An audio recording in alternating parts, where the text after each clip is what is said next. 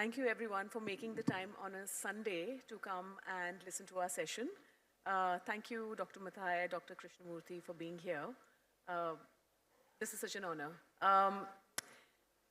Before we begin, I just want to give a trigger warning that we will be discussing a lot of topics that may cover child sexual abuse, rape, just so you know, because all of that has to do.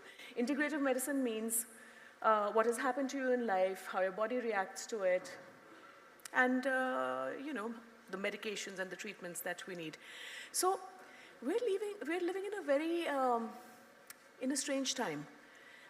The lifestyle diseases are more than ever before, or maybe they're being reported more than ever before. Immunity is just down for everyone.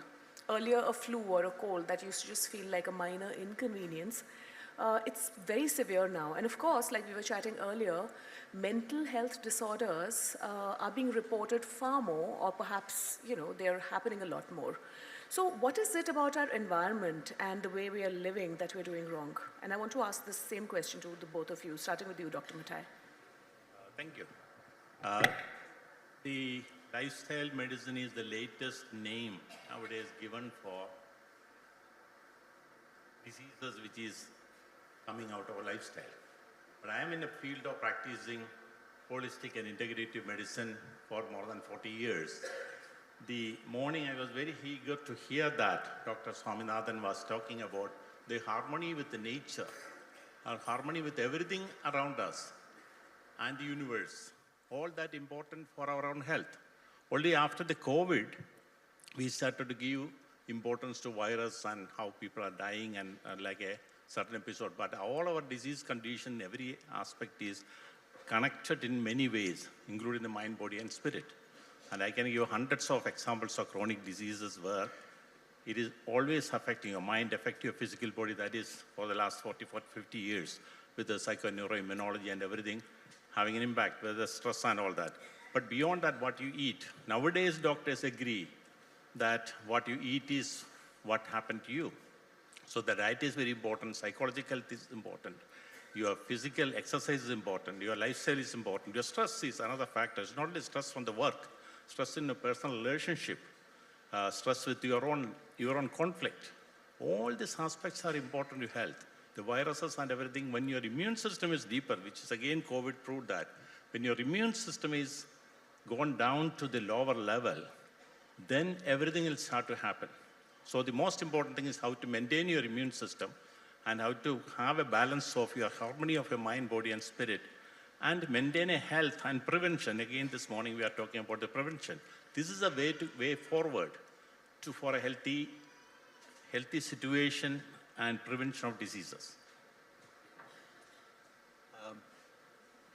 Thank you, and lovely to be here. I think the question about mental health in particular, and I'll focus on that. The WHO drew attention to this many, many years ago when it said that health is not just a state of body, it's a state of mind, state of spirit, and good health is physical, mental, and spiritual health.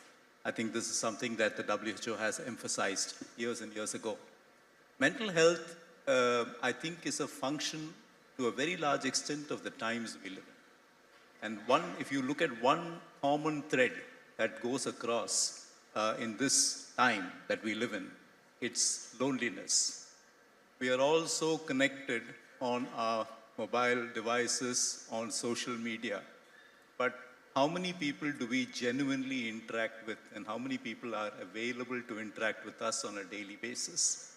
And I think that you see this reflected in many ways. For example, ADHD and hyperactivity in children today is far more reported. One of the reasons is we used to live in large households, extended families, children had places to run around, and all that has disappeared. Now you put a kid into a small flat with a helper looking after the child, definitely some hyperactivity is going to play out. And I think so, things do become overrepresented in that way. Young people are today more aware of their mental health, and that's wonderful. It's very nice that they're aware of their mental health. But they also have many more reasons why they get pressured by their environments, and that has an impact on how they are feeling. And their support systems are also not optimal, not what they should be. And in older people, in our elder population, the biggest problem is loneliness. And loneliness predisposes to depression. This is well proven in science. So I think that there are threads in the way we live, in the way our society is organized, that is contributing to how we experience our mental health in particular. So we're living in a time of technology and technological advancements. What do these advancements mean for human health? Us living in an environment of Wi-Fi, Bluetooth, things like this, do they impact health? Blue light on our faces before we sleep, always looking into the computer. How does technology in particular, and of course there's no way, we can't live without technology, right? No, because now we have completely gotten adapted to it. So how do we sort of live in a harmonious way with technology, and how do these technologies affect human health? No, we cannot run away from technology. And I see a lot of patients, they are even running big corporations where 300,000 people working for them. Everybody is working maybe 10 hours a day and all that. So the solution is go to Himalayas and sit and do meditation forever. But if you do a small meditation on a daily basis, which I practice for the last 40 years, it can be 3 minutes to 45 minutes. And if you do that, that will have a huge impact on he will be able to explain that the neurochemical changes and calming down and all that. That's number one. Number two prescription I'll give you, like recently I have a European lady. She came for a 30-day stay. My purpose of her to have 3 days of silence is impossible. Second day she said, I'm going to die being silent. Because she never done that before. So when you do a silence, what happened is she had a major issue with her child. He's 19-year-old drug addict, staying with her, abusive, suicidal, violence, all that. She doesn't know what to do with it. So in a chaotic stage of 19 years, when the child was about 4-year-old onwards, again, the child has similar issues in the childhood. So how do we cure this when you are in the chaos? So you need silence. That's why the ancient Indian understanding about prayer, meditation, silence, reflection, all that, more than spiritual practices, your own health practices. So today's world, especially this type of hectic life, we need to take time off. Time off is not to spoil your life and health by drinking and boozing and running around and not sleeping. Sleep is another major issue people are facing. So this balance of your life with many aspects that need proper health guidance. People run to the hospital for cardiac arrest and other issues, but we need to educate the people. And we have enough tools available to do that, but people have to spend time on that. To answer your question on technology, I think it's both a boon and a bane. When you look at how diagnostic technology has evolved, how we are able to understand the brain today in real time, technology is a definite boon. We are able to, today, for example, a person can do a study while you're, say, appreciating a piece of music and understand which brain pathways are being activated. So technology is really advanced. Technology helps us make early diagnosis. Technology is very good at decoding our problem. But technology is also a boon, for example, in mental health. We have today various forms of neuromodulation or non-invasive brain stimulation, a lot of which we use in our work. For example, transcranial magnetic stimulation. The way that technology is changing, it's a boon to people with depression, it's a boon to people with OCD, it's a boon to people with various other mental health conditions and neurological conditions that can be treated by using that technology as a non-pharmacological tool. So I think technology is a boon. Technology is a bane. If you ask, for example, this morning Mr. Ram was saying that people have stopped reading newspapers. And one of the reasons is because I subscribe to a couple of apps like Daily Hunt. Now, the way it serves you interesting news, one thing after the other, it's very hard for a newspaper to capture your attention in the same way. So we've all become the instant generation, we want things to be served to us very, very rapidly, and to keep our attention, the stimulus has to be a rapid stimulus. Now, the challenge of that, therefore, is that when it comes to reading a document, reading a paper, absorbing something, we have attention deficit. So what you don't do every day will not suddenly happen at work. And you see a lot of people struggling with attention issues, both in school, in college, at work. And this is one of the reasons. Similarly, the vast majority of young people, young professionals I see, have trouble going to sleep. And you asked about blue light. The blue light is what your device which you hold on to emits. Blue light is known to impact your sleep cycles. And if you talk to a sleep expert, they will tell you that you should put your mobile device or computer or your iPad down 2 hours before you try to go to sleep. Most of us don't do that. We take it to bed with us. And it's very, very unsurprising, therefore, that we struggle with going to sleep. So I think technology, therefore, can also be a bane. I think there's a difference between, wanting to do something and having the resolve to be able to commit to something. But coming back to health, so for the longest time, we believed that the body impacts the mind. But now, everybody is talking about how the mind impacts the body and how stress, whether it's physical or emotional or mental, whatever it is, it manifests into disease. Dr. Mathai, you were telling me about quite a few interesting examples before this talk began. And so, from you, I would love to know how is it neurologically, what kind of hormones and other chemicals that are released that lead to disease? No, I believe, because I deal with a lot of chronic diseases, somebody is so-called incurable or people tried everything else around the world and coming over. Any chronic disease, I'm not talking about one diabetes or a blood pressure, multiple complex chronic conditions having there for a very long time, there is always a psychological, subconscious, and a spirit aspect, impact on the spirit. May I say, what is that impact on the spirit? It is more and more visible, and it required a long time, just like a psychologist or a psychiatrist spending a lot of time to understand the patient and develop a confidence of the patient, for patient to open up. And in all chronic cases, there is an issue of either a conflict or a trauma or something unresolved in their life. It can be 60 years ago happened. So the good doctor's job is to go deep into that person's mind, subconscious mind, which is most of the psychologists do. But if you go deep into the spirit, a lot of chronic diseases, that spirit impact on the spirit, it can be a trauma like a sexual abuse in the childhood, or something happened, or unresolved. I can just tell you, if you have a minute, the person started every problem at the age of 13, and person is 60 years old now. This is the last month. Okay, I came from US. So I asked what happened at the age of 13. So she was always talking about my father passed away. So is the trauma of the father passing away? After 3-4 days, she was very honest to say that 10 years onwards, she was praying that her father should die.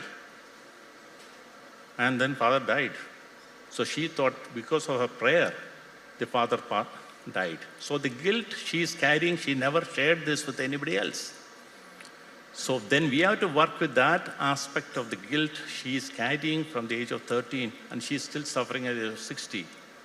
So how do you go into a physical, mental level? No. It is all the conditions she's suffering, multiple complex things for the last this many years. Is started from that incident or her guilt feeling that my prayer actually killed my father. So like that, there are a lot of it. So it's a deep effect. So that need more of a healing. Where I had to tell you that Dr. Abraham Varghese was talking last time when we had a conversation, talking about the difference between healing and cure. And his work with the HIV patients 25 years ago, he couldn't cure a lot of the people, but he could heal them. So I would say that a good doctor's job is to help the patient to heal, not only able to cure every diseases. So the mind-body connection is a really interesting one. Let me just give you a little analogy to work with. Let's say that you are on a hike and you see a wild animal. What happens? Your heart's beating fast. You start shaking, sweating, even if it's cold. You can't get your breath.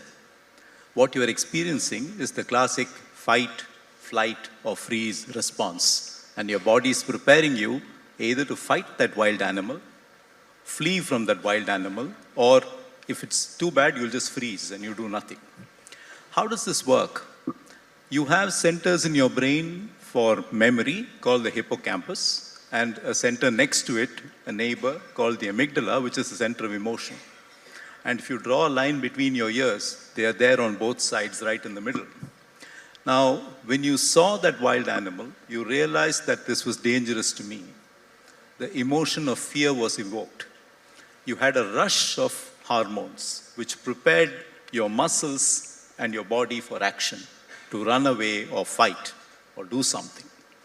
Now, imagine that in that particular situation, you'll sort of go back and relate that story to the people you were living with in your lodge or wherever you're staying that, hey, you know what, I came across this wild animal and this is what happened to me. Because you realize it's the wild animal that made you feel that way. Now imagine if the same wild animal was not an animal in your presence, it was a thought in your mind. Some unrecognized thought in your unconscious which causes you to feel that way. And this is how the mind causes physical symptoms. And what you then will say is, oh, I had a panic attack, but I don't know why I had a panic attack. I'm not able to relate it to what was happening around me. Now, this system that gets activated is the autonomic nervous system. And the autonomic nervous system is autonomic because it's autonomous. You have no control over it. So to give you an example, all of you can perceive this room as being too cold, too hot, just right. You can say, I'm hungry, I'm thirsty, etc. The difference is, those perceptions you don't control. The action you take, taking a glass of water or walking out of the room to feel warmer, is something that you do control. So the internal control of your organs is through this autonomic nervous system, which is very, very closely linked to your emotional brain, what you would call the mind. And after COVID, for example, we have so many people with long COVID symptoms. And if you decode what their long COVID symptoms are, the vast majority of people have symptoms which are associated with this autonomic nervous system. They feel dizzy when they stand up, their blood pressure is all over the place, their pulse rate is all over the place. Something about them, either their bowel movement or their urination is disturbed. And all this happened because this autonomic nervous system got disturbed by the infection, the COVID infection. And that's what results in long COVID symptoms. So there is this very strong mind-body connection that we all live with. And yoga, for example, is really learning to control that mind-body system. And when someone says, I'm raising my kundalini or influencing my kundalini, what they are working with is this autonomic nervous system. Which is why they say a yogi, for example, can stop their breath for X period of time or go through a minor surgery without anesthesia. They have mastered the ability to control their own autonomic nervous system. Control their own thoughts, in a way. Very important trigger for the autonomic nervous system. So I want to ask the audience, and with a show of hands, how many of you can let go of something that is irritating you?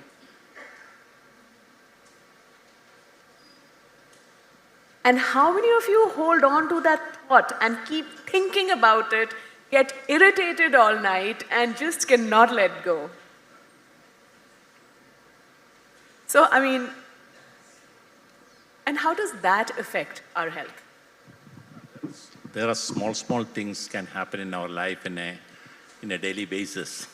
But one of the tools which I use, which is the great Bishop Tutu of South Africa taught us when he came and stayed with us, that majority of the people, the healing won't happen because of they are keeping that lot of things against other people in their mind or subconscious mind. Or every day they're meditating on that, how to do something with that guy. So he said, in their life in South Africa, after the apartheid, they could forgive the white policeman was burning your brother's body in front of you. So that's what they did in our lifetime. Such people are there, or such community was there. So he said, healing, forgiveness is the big tool for healing. So since then, I use it as a tool because majority of the people carrying so much of grudge, so much of anger, so much of jealousy, so many things is killing them. This is their cancer. So including a mother-in-law issue, I solved by forgiving the mother-in-law. Then they solved everything, and then the mother-in-law came to see me, to see the magic. So it happened in day-to-day life. It's an amazing story. Also, it's a huge source of irritation for women, and a big, according to me, a big cause of a lot of women's disease is this irritation that you have with women. Yeah, it's not only mother-in-law. Husband and wife is the biggest issue. I never met a husband and wife, they agree on everything. If they agree on everything, something wrong with that marriage, isn't it? Minor correction, the husband is the issue.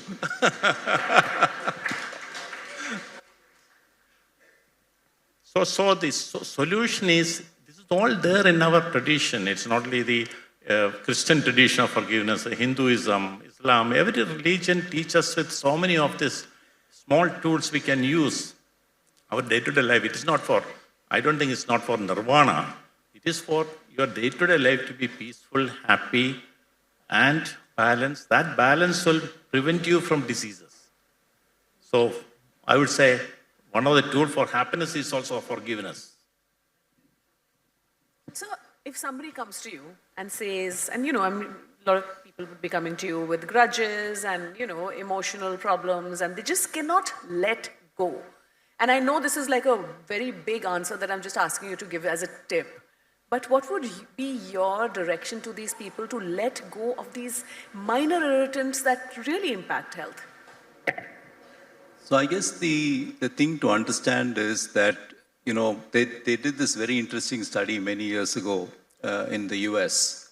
They asked people, what were you doing when the moment you heard that John F. Kennedy was assassinated?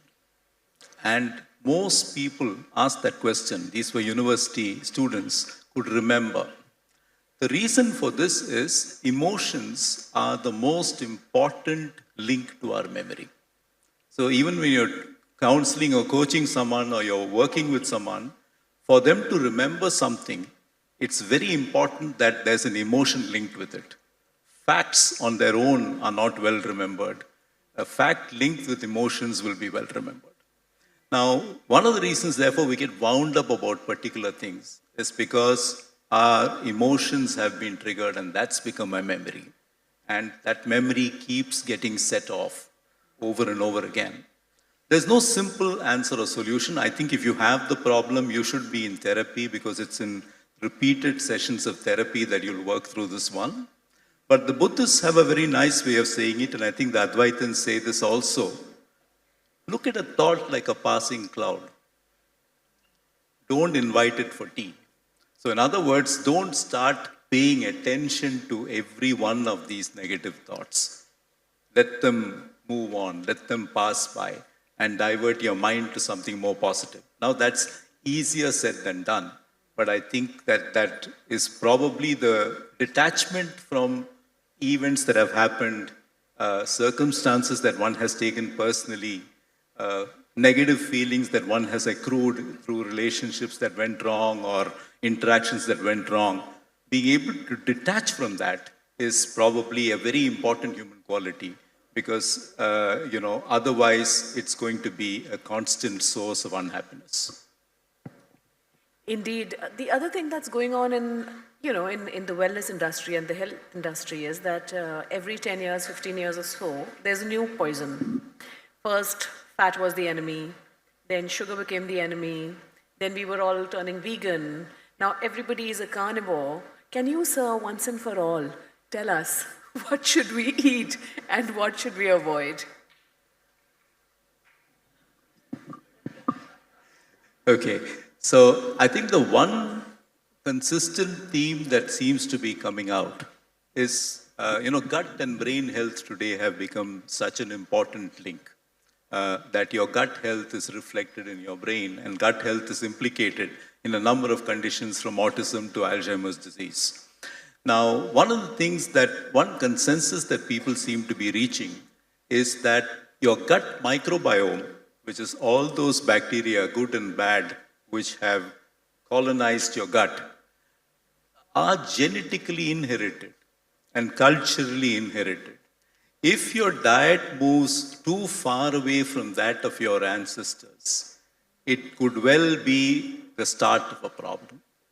And now, of course, try telling that to a young person who is trying to have a lot of protein in order to put on muscle. And they're not going to be very happy with you. But the truth of the matter is that if your grandfather was a vegetarian and your grandparents were vegetarians, your parents are vegetarian, you've started eating meat because you want protein, you are likely to give yourself some problems because your gut microbiome finds what you're taking alien. So one of the things, of course, is to align with your ancestors, and I think that's probably very relevant. And the other, of course, and I think many people have now started doing this, intermittent fasting and things like that. I think regulating consumption in one way or the other. The third is diversity. We were at this webinar with this American professor who's studying gut and Alzheimer's. And in the end of the webinar, he just put up this bottle of Chyawanprash. He has the advantage, of course, of having an Indian wife. And he said, I'm not marketing this brand of Chyawanprash, but what fascinates me is that it's got 96 ingredients, and the average American diet probably has 10. So he said, I take a tablespoon of this every day for diversity. So, I guess the diversity of diet is probably the third thing, and I'm sure that's your space. So I'm going to let you say what you have to say. I can add on to this. One of my best prescription I learned from my Chennai-born wife, which I've had a lot of arguments in the beginning, but now I convert, to give Thairasadam. I prescribe Thairasadam as a prescription to a lot of patients from around the world. So don't leave our favorite Thairasadam. It's one of the best things for your intestine. Best thing is to balance your intestine. And Thairasadam, you may not know. So you started, I prescribe you, you also start. So very interestingly, from Thairasadam, I invented. Anybody with intestinal issues, my other prescription is have a fresh, previous day made on outdoor, because each location bacteria are very different. So what Chennai curd is very different from Bangalore to Delhi or anywhere in the world. So keep it outside, keep a fresh curd, morning, take it in a glass, mix it with water, drink it empty stomach, wait for 15 minutes, anybody's intestinal problem will settle down. Thank you. I wanted to ask you, Thairasadam with or without Vattakulambu? That's a very Chennai thing, the tamarind. Tamarind also is a huge superfood, and one of the things that I read in some book was that the replacement of tamarind with tomatoes is really bad for us. I mean, tamarind has so many important properties like leaching out all the toxins in the body. I mean, since we're talking about tamarind, very quickly, I want to ask you this. I mean, I just have so many questions to ask you, sir, both of you. I don't know anything about tamarind. I cannot comment on that. No, okay. I don't know. Well, okay, let's let go of that. I met you a few years back, like about a decade back, and that time I'd just come back from my Vipassana session. And no offense to anybody, but not every meditation technique suits everyone. Vipassana, unfortunately, though it's a beautiful technique, did not suit me. And Dr. Mathai, at that point, you told me, like, because my mind is all over the place, which it is, that my jap mala and japa would be a better technique for me. And you were absolutely right, and it has really changed my life, this small piece of advice. So how do you, we've spoken about the mind, we've spoken about the body. how important is the spirit and spiritual practices and bespoke spiritual practices? Because, usually we have various schools of spirituality saying that this is it, this is the ultimate, whereas a lot of spiritual practices may not be suitable for everyone. And for instance, if somebody has a lot of depression or anxiety or those kind of things, should they even be meditating? So I just want you both to tell me a little. No, no, I keep meditation because I myself got huge benefit by doing meditation.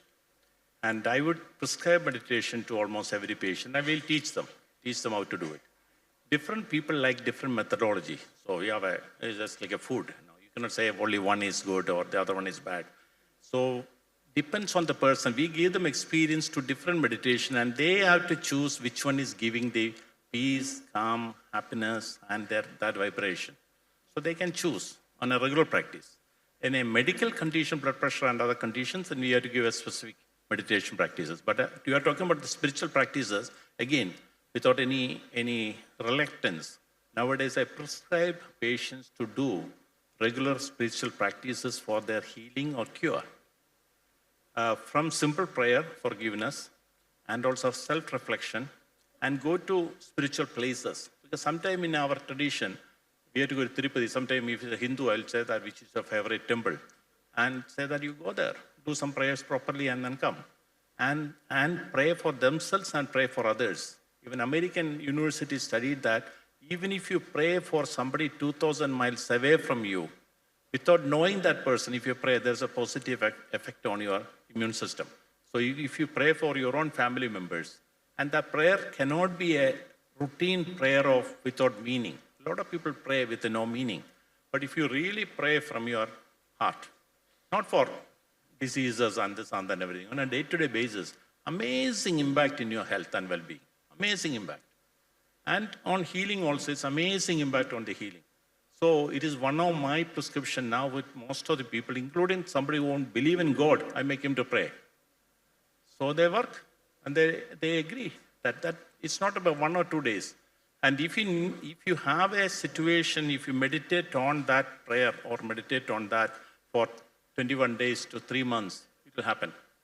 I have hundreds of miracles because I pray for my patients. I can see miracle happening, not because of me, because of the impact on them.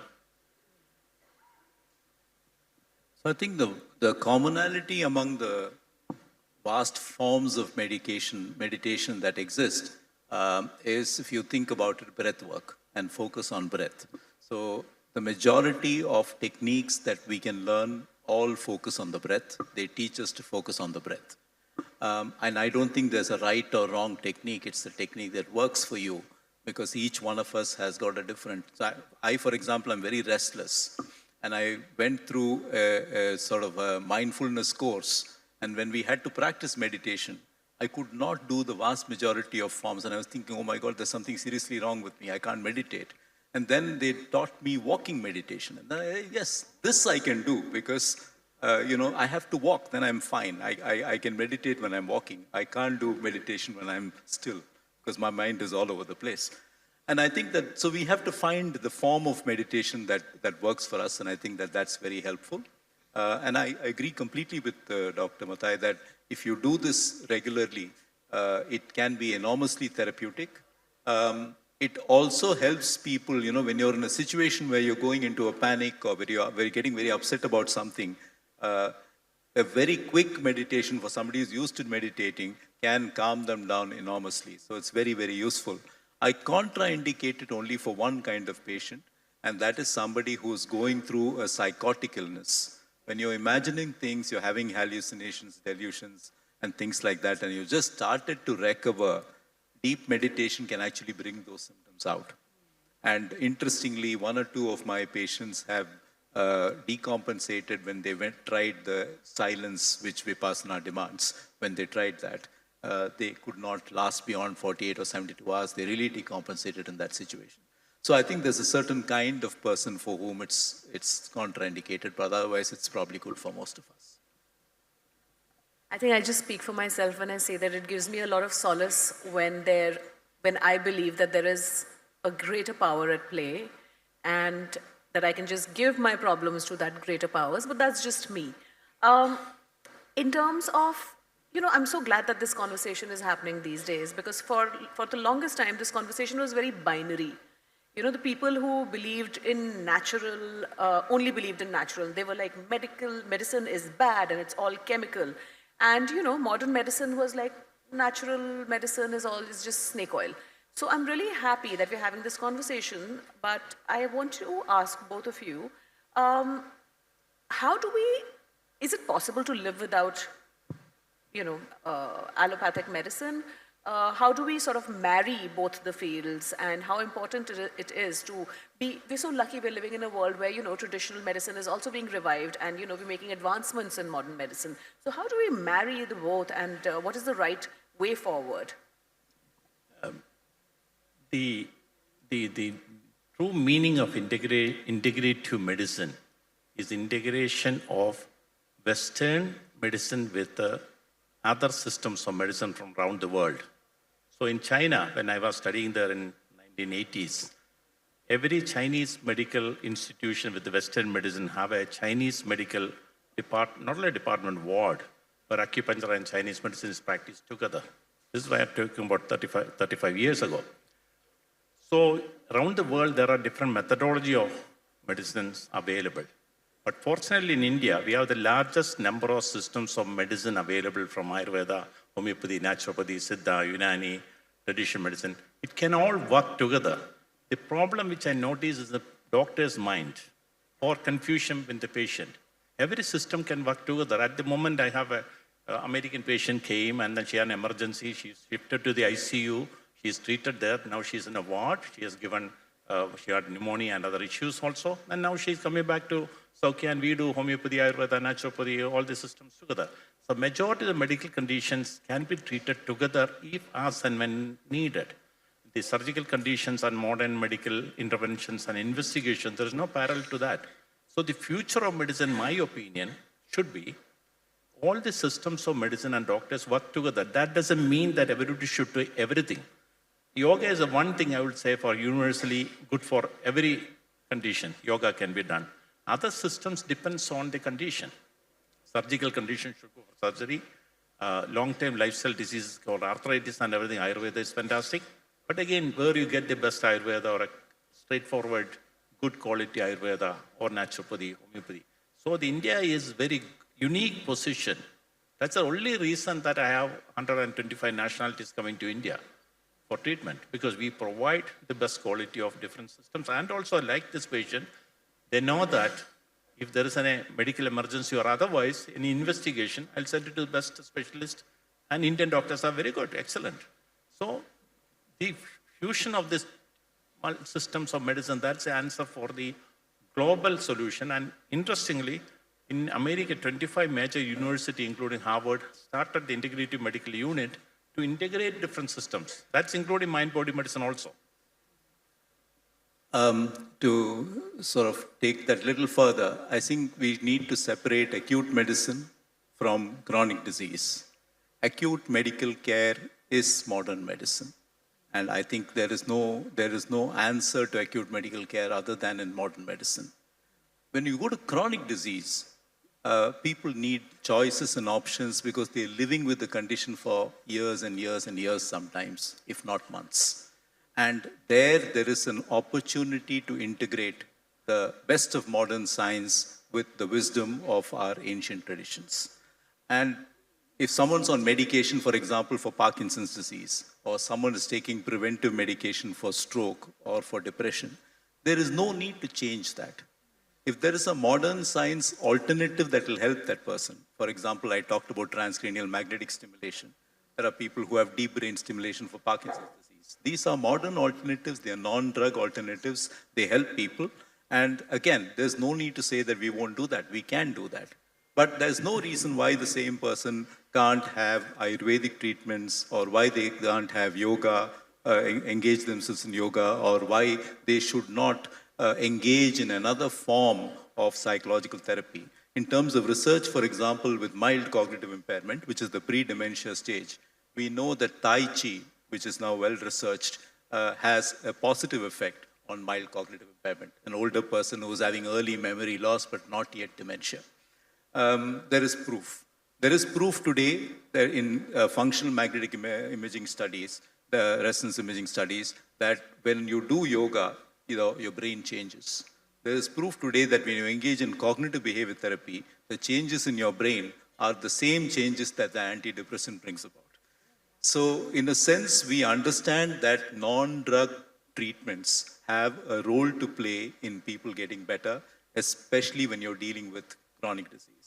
And because in Buddhi Clinic we deal with neuropsychiatric conditions across the lifespan, from autism to Alzheimer's, we find bringing in the wisdom of ancient traditions, Ayurveda, yoga, naturopathy, for the patient, the best of modern science, the various brain stimulation techniques that are available, and medication as appropriate, and psychological therapy. When these things work together, they actually can help people live very good lives. And if you ask people, if we go away from our narrow domestic walls, as Rabindranath Tagore said, and if we ask people, what do you want? All people just want to be well. They don't really care what your philosophy is. I came to you as a doctor because I want to be well. And I think that that's our job, to make people well. So I think well-being is the goal.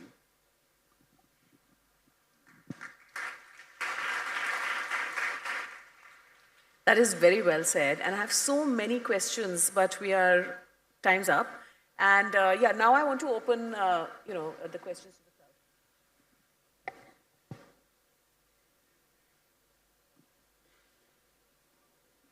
crowd. A very short question. Is sugar really an enemy? And how do you know when?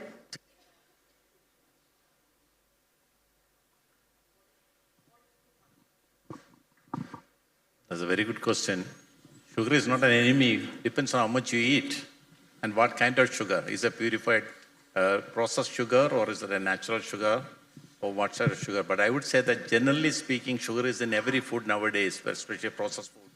So better to avoid as much as possible. And if you take it a natural sugar, and in a minimum scale. It's same with the sugar is the salt also. Everybody talk about sugar, but salt is also equally in the processed food and everywhere. So both, if you balance it into minimal level, that will be the best for your health. Thank you. Hello, sir.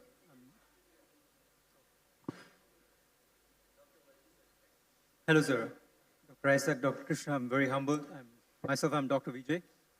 I just wanted to ask about, when we talk about, there were several instances in our talk right now that non-physical factors leading to diseases. There, for example, even diabetes or hypertension could be caused by a lot of mental knots mental knots that manifest as physical disease. So we do talk a lot about one person, one mind, one disease, one body, and one disease. So what about the collective consciousness? Because we are in a field of collective consciousness. For example, you go from Ooty to Chennai, your whole environment changes. You're in a bit of more stress when compared to some places that are cool. Smaller villages, for example, you're not that stressed. So when you're in a city, the collective consciousness is different, and that sort of collective mental knots in the society leads to more diseases as well. Have you ever thought about it, and what are your thoughts on that? I think a global parallel to what you just talked about, the urban-rural difference, has been found in the dementia studies, that dementia is more common in people living in urban areas than in rural areas. And obviously, therefore, there's something to be said for the lifestyle. I don't know whether you can call it collective consciousness, but it's obviously the environment, the pace of life, the habits, and everything else that go with being in a rural area. That's probably what you can think about.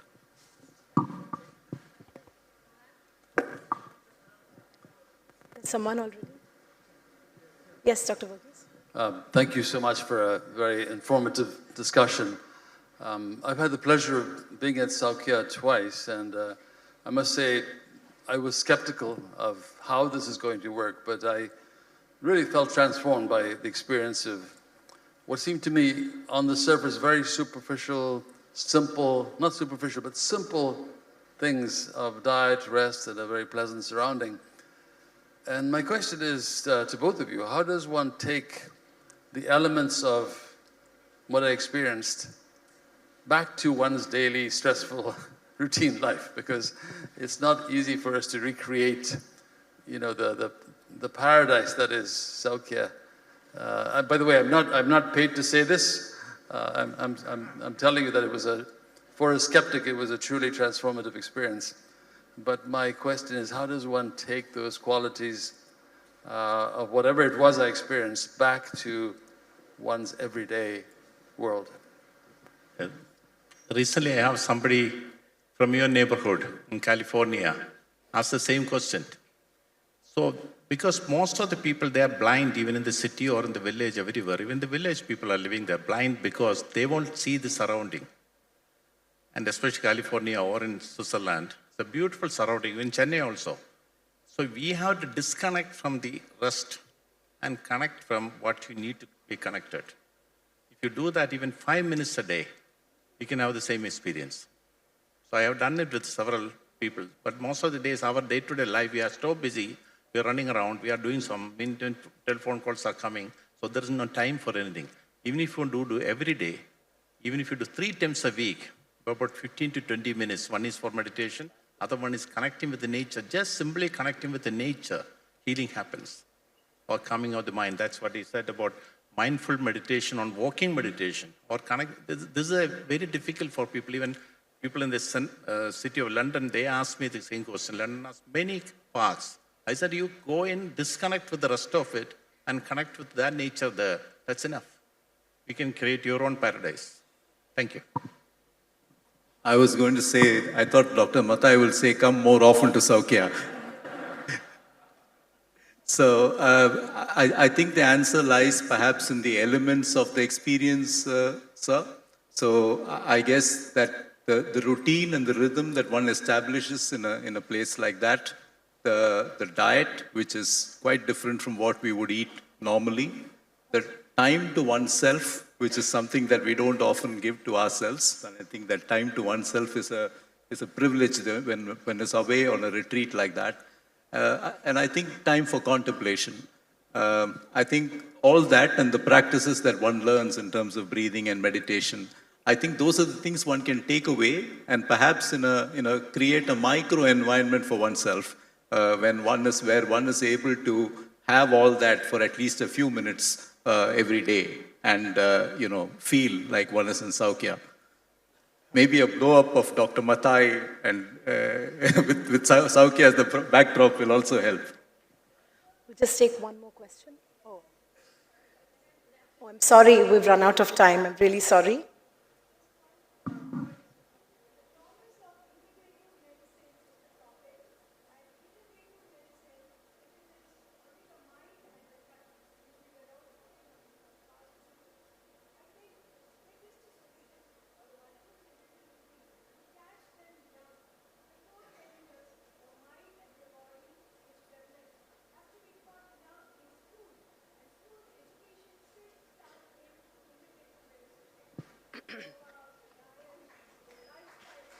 Thank you. Very Thank well you very said. much, ma'am. Thank you very much, ma'am. Thank you for that very interesting point. Ma'am, we really appreciate your inputs. Thank you very much. Does anyone have a question, a quick question?